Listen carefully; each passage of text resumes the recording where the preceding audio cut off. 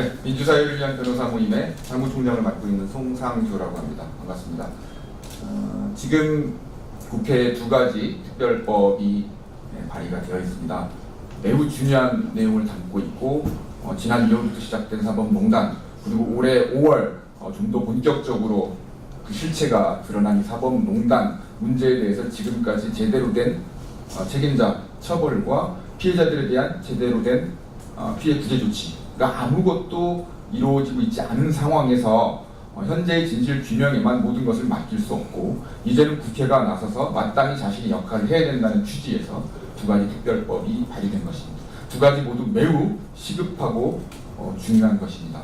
당장 기소가 지금 이제 얼마 있으면 될 것인데, 그 이후의 재판을 제대로 하기 위한 것이 재판절차 특별법이고, 그와 별개로 지금 사실 지난 수년 동안 말도 안 되는 재판 결과를 받아들고, 사실 당시부터 문제가 많았다라고 하는 사회적 논란이 있었습니다만, 올해 5월 이후에 여러 가지 백일하게 드러난 여러 가지 문건과 조사 결과를 통해서 재판 자체가 공정하지 않았다는 점이 이미 사회적으로 밝혀진 이 재판 당사자들이 어떻게 법원의 지난 판결을 신뢰할 수가 있겠습니까?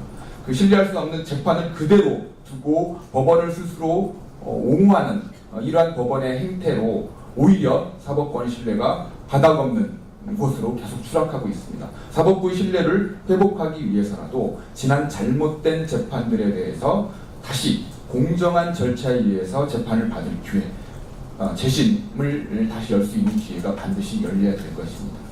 박주민 의원실에서 발의한 피해구제 특별법에는 어떻게 공정한 재판을 통해서 재심을 다시 받을 수 있을 것인가에 대한 피해자의 범위, 그리고 구체적인 절차에 대한 내용이 포함되어 있습니다.